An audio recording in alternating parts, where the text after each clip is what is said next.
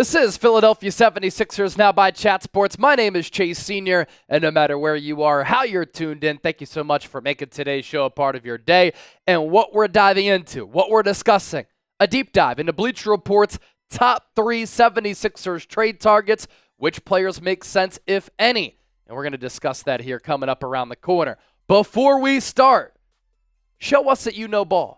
What is the Sixers' biggest need at the NBA trade deadline coming up in February? Sound off with what you think down in the comment section right now.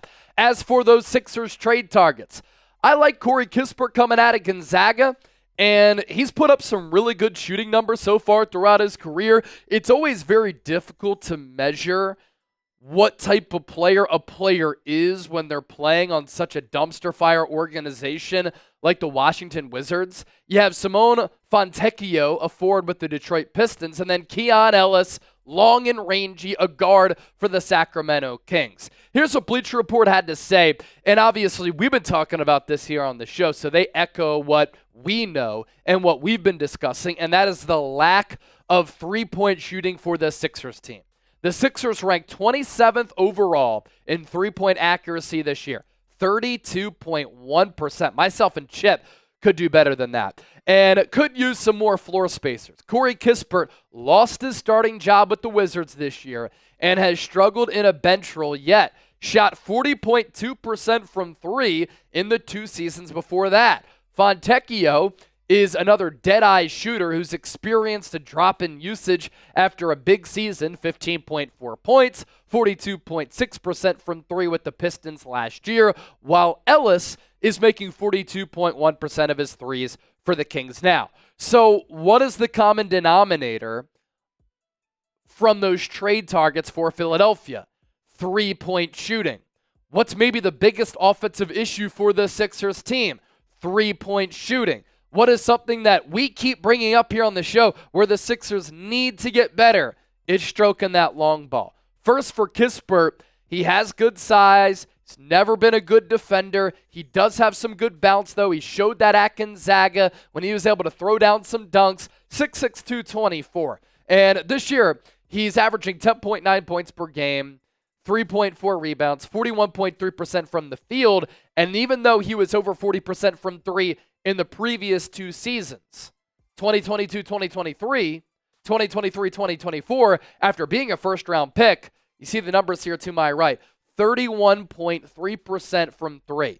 Is he that player, or is he the player who he's been the last 2 years when he started to develop a little bit? Is he somewhere in between? Probably somewhere in between, but my thing with the good sharpshooter like this, you put him on a good team, and I think that the three-point numbers go up because there's a little bit of urgency, a little bit of pressure, and if you can thrive with that, you can connect, but also he's going to get some open looks. So why Philadelphia could use him, high-end perimeter shooter, signed a long-term deal as well with Washington. That's why it's crazy. They've already benched him, and he's still only 25 years old. We've seen this renaissance of quarterbacks in the NFL who were high picks, who to start their careers, they were bad. They've refound it. Corey Kispert can refind it, in my opinion. And it's not like those quarterbacks who never had it then found it. We've seen it from Kispert. Look at his numbers here to start his career. Rookie year, he played 77 games. He was 45.5% from the floor, 35% from three. All right, not bad as a rookie, right? And then in year 2, almost 50% from the field, 42.4% from three. And then last year, he's right around that 40% number, 48.6% from the deck, 38.3% from three. That plays, especially on 13 points per game. But now, yeah, he is down to 41% from the field and 31% from three. There's that 10% gap there. But again, in the previous 2 seasons combined, he's right at that 40% number. And if you can get a good shooter, and the Sixers need shooting, and he can play up to his standard at this price tag, I actually think this is a pretty good value deal here. You know, this year is at 5.7, and then it's 13 plus, and then 13 even throughout the 4 years after that. And if he could play like he played, especially 2 years ago, $13 million for a shooter who's got some athleticism, who can help you, who can help space the floor and give you something that you don't need right now, that's not bad. Now here is the Kispert trade idea. Sixers get him, and they trade away KJ Martin, Eric Gordon, Reggie Jackson, and 2 second-round picks. Chip, I'm making that trade in a heartbeat. Now, you got to fill your roster out elsewhere because Martin, Gordon, a part of the rotation, Reggie Jackson from time to time, and second-round picks, Sam Hinkie showed us, who cares about those? And if you're giving that up for a player like Kispert for what he can be, it's an easy deal in my opinion. I mean, like he's like Gordon, Jackson, whatever, they're barely playing. I know a lot of Sixers fans like KJ Martin right now, but again, he's going to be moved. So I think Kispert is more of the player he's shown to be the past 2 seasons. I don't think he is what he's been so far with Washington. That team is absolutely horrific. They are a dumpster fire. I think when he's on a team with the players that are on the Sixers squad, Joel Embiid, Paul George, Tyrese Maxey, he's bound to get open looks, and when he's open, he's going to knock him down, want to have to do so much on offense, and whether he starts or comes off the bench, just a piece that the Sixers team desperately needs because their shooting's already been so bad. That was with Jared McCain. Now Jared McCain leaving. I think Kispert at that price tag, at his age, it's just kind of the perfect combination of all these factors for a player that I think Daryl Morey will be very intrigued by. Yeah, and you put him in the Sixers developmental factory a little bit. I know the organization could sometimes get wobbly and there is some dysfunction within the Sixers, but you get a player like Kispert, and we've seen what the Sixers have been able to do with developing a Tyrese Maxey, with developing a Jared McCain. Shoot, KJ Martin this year, he's having a really good year. They've had success with some of these young players. Look at what Adem Bona did when he was playing that game against Detroit where he got extended run after Andre Drummond got hurt. That was a good performance from Adem Bona. All right, more to get to here on the show, but first, holiday season is coming up, and if you want to get the best gift for this holiday season for somebody who you really care about, how about tickets?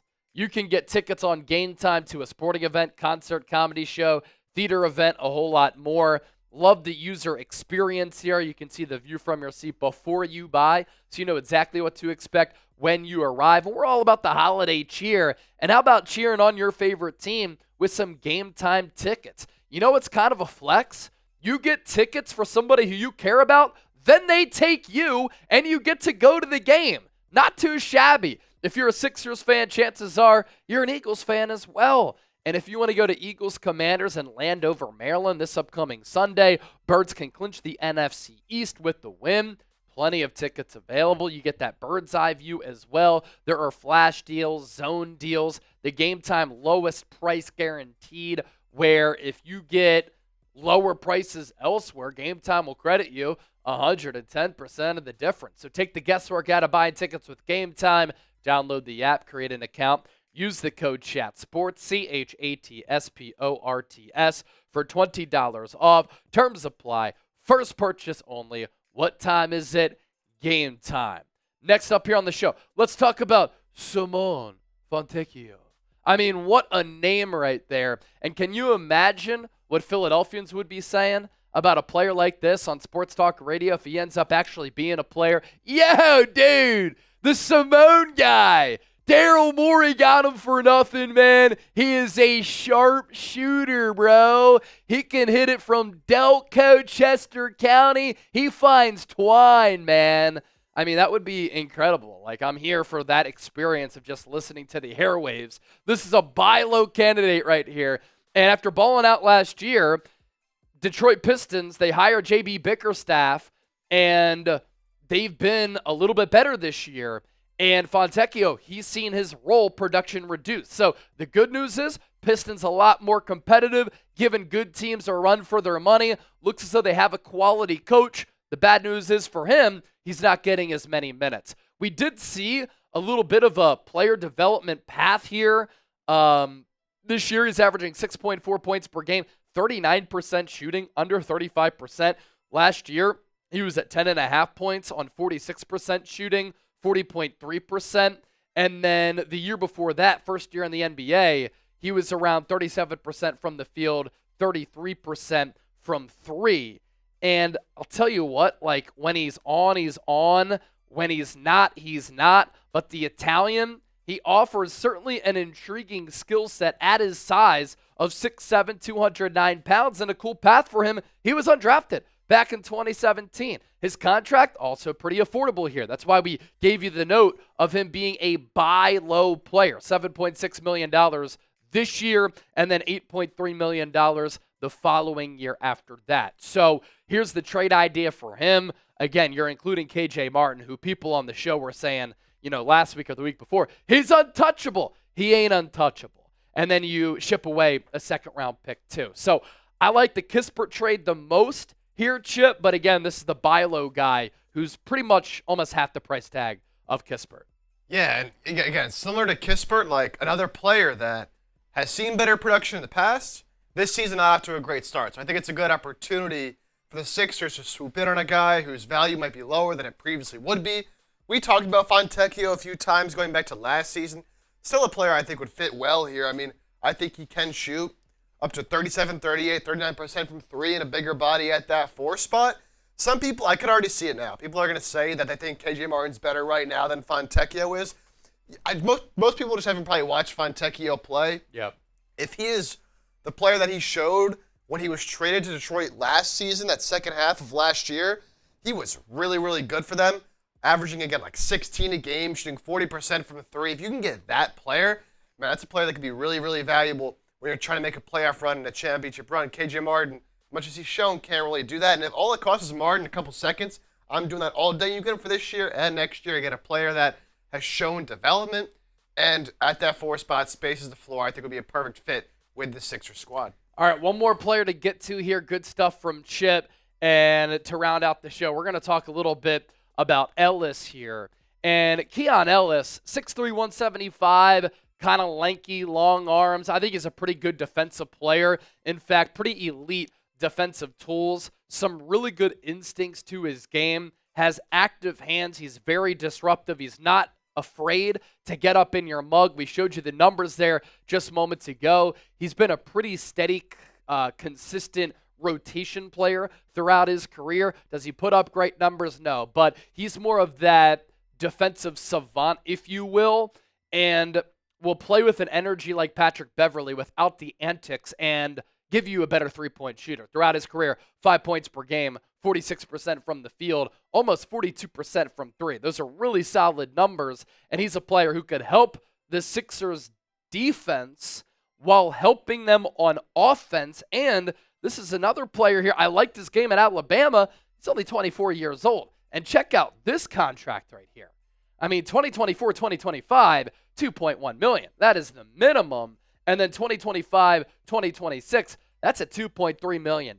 So the trade here, you get Keon Ellis, you get Trey Lyles as well, who's played in some big games for Sacramento. And then the Kings get KJ Martin, Eric Gordon, Reggie Jackson, and 2 second-round picks. So if I'm ranking the trades, I'd probably go Corey Kispert, Ellis, and then the Italian, Fontecchio. Chip, any remaining thoughts here? Yeah, I actually really like the Keon Ellis trade. Now, he's a guy who was really good for Sacramento last year, but for whatever reason, one way or another, and I've actually seen a lot of Sacramento Kings fans are really against this, he's just not playing as much as opposed to some other players that give them a little more offensive juice and offensive firepower. But Kings fans are like, man, we got to get this guy on the floor more. He should be playing more. He should be starting this and that. They're going, guys like Malik Monk and other players over there. Makes good things happen.